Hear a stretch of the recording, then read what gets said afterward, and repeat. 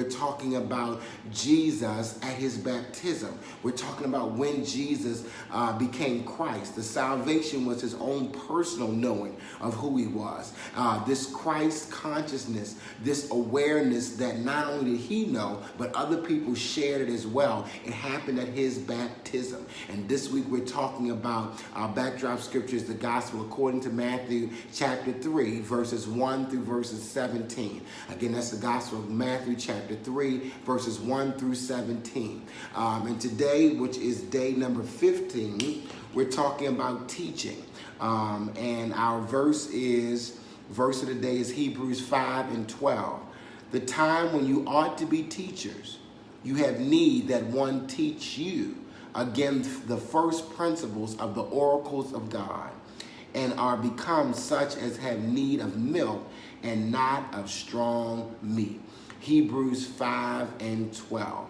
Our denial is I will never graduate from having a spiritual teacher in my life. You're never going to get holy enough, spiritual enough, righteous enough, close enough to God where you don't need a spiritual teacher in your life. Affirmation, Spirit flows through others to teach me what I need to know. Everything that God desires to teach you, you're not going to get just from God, but God is going to speak through other people to teach you as well. And our kingdom principle is divine protection. There are angels all around me, that I'm divinely protected by God. And anything that happens to me is meant to be for God's glory and for my good. Today, I'm speaking from the age-old adage about when the student is ready, the teacher appears. Again, when the student is ready, the teacher appears. And I looked for who said it, and it just said anonymous. But when the student is ready, the teacher appears. Come on, affirm that with me today. When the student is ready, the teacher appears. And we're looking at Jesus, and we're looking at his relationship with John the Baptist. Pulley point number one is that John the Baptist was Jesus' cousin. Maybe you don't remember that, but remember that there was a parallel process going on with Mary and Elizabeth. Elizabeth was called barren, and she had a miraculous birth where she was able to bring forth and become impregnated with John.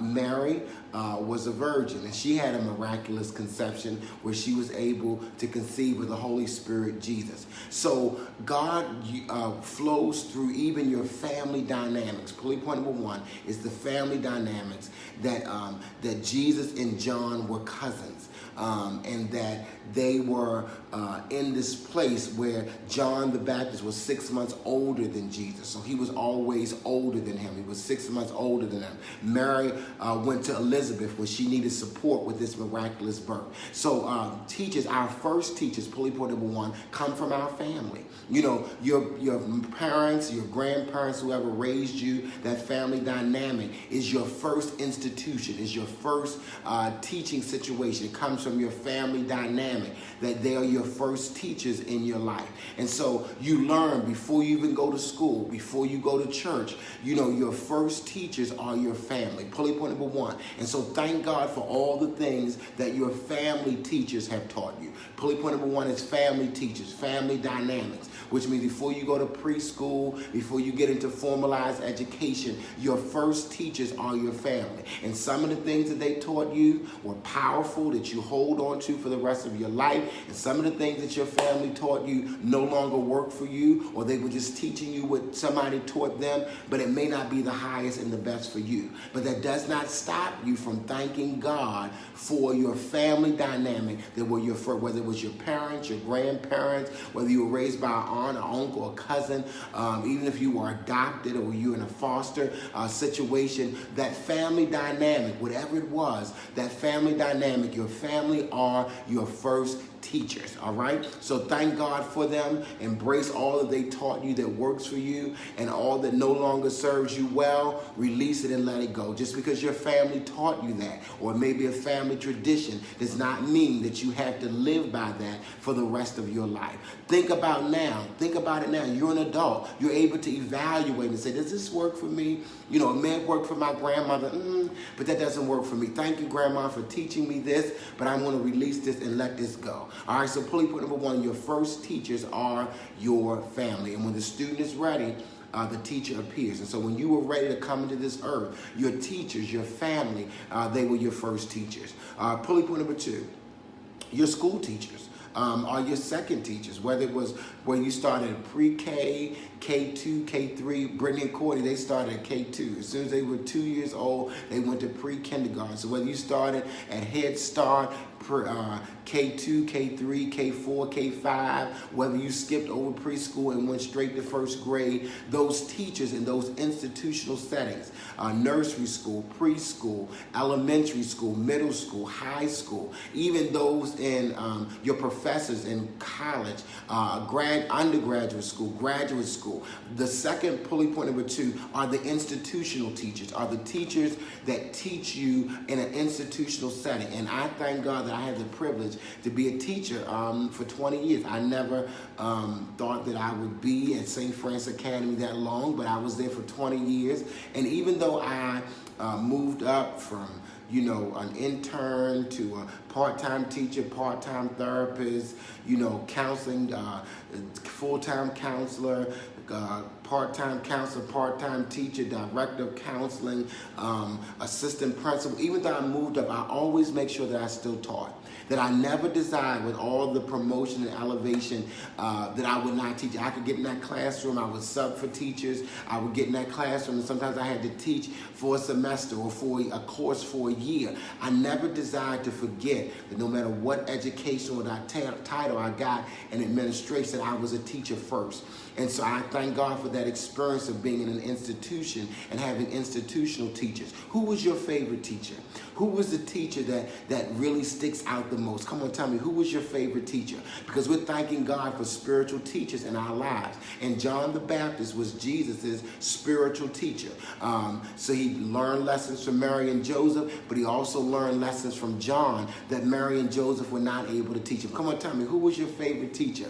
Who taught you the most? Where did you get that affirmation that you needed? Where did you get those powerful lessons that you needed? And we thank God today for all of those that work in schools, all of our teachers. Come on, let's give a shout out to them today. For all of our teachers, all of our administrators, cafeteria workers, crossing guards, all those people that work in the school setting. We thank you and we bless you for working with our children. You got lots and lots of children appearing. And so we're grateful for. Come on, let's give a shout out to our educators today. Let's give a shout out to those college professors. Whatever level it was, maybe it was elementary school, that's the teacher that stood out for you, or middle school, or high school, or maybe it was a college professor that stood out for you. Come on, thank God for those teachers in your life, and not only the people, but what they taught you.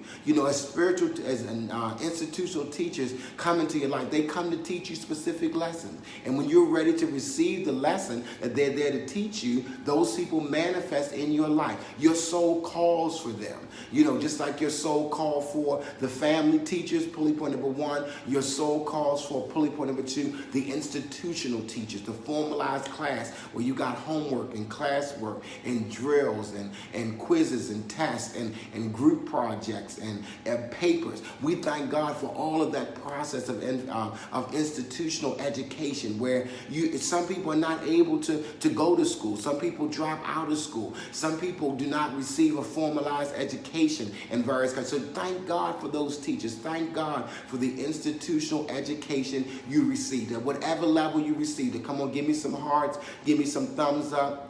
Let's see gratitude this morning. Let's see appreciation this morning for the blessing of institutional education and for all the teachers that have taught us in an institutional setting. Come on, I need some hearts. I need some love that you're grateful today. God, I thank you for my elementary school teachers, my middle school teachers, my high school teachers, my college professors. God, I thank you for the lessons and the blessings that they gave me. And even if it was something that they said or did that was harsh, that was still a part of your teaching. People teach us not only what to do, but they also teach us what not to do. And so I thank God for every institutional teacher in my life. I bless them, and I thank God for the impact and the input and the impartation they had in my life.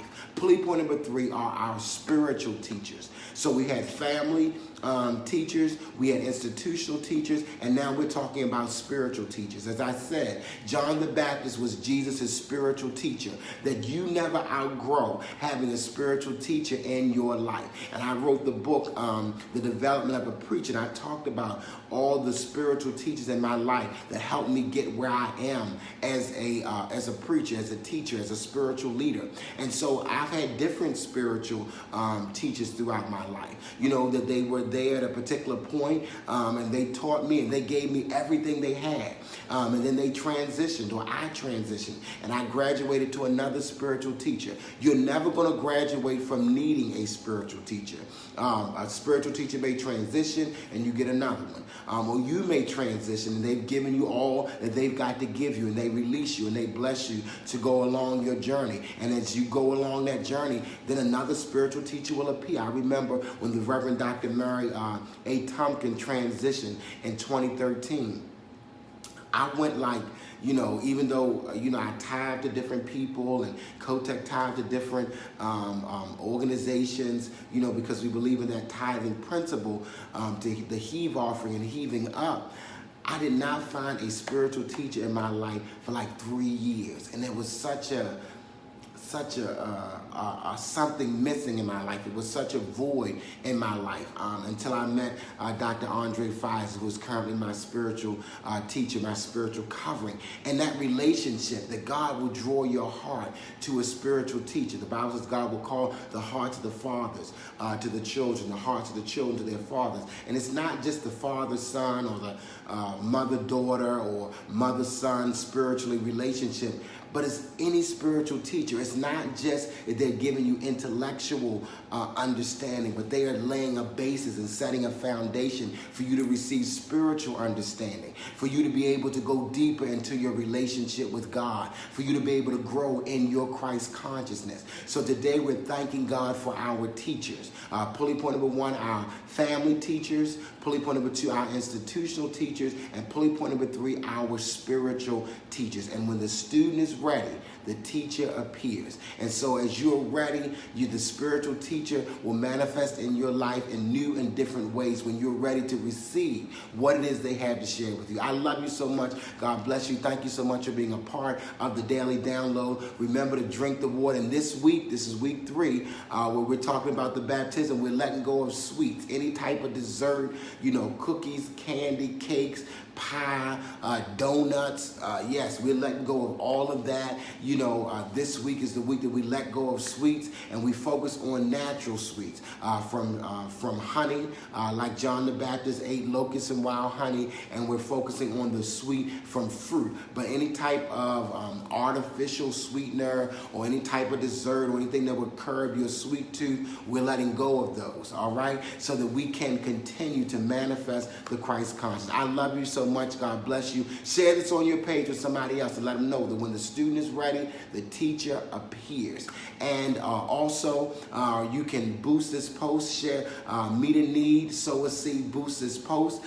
You can boost this post as well. And thank you so much for being a part of the Daily Download. We'll be back tomorrow morning at 6:30 a.m. I don't know what you call them, but I call them way short. My example of what it means to be fully human and fully divine. God bless you. Love you. Have a great day.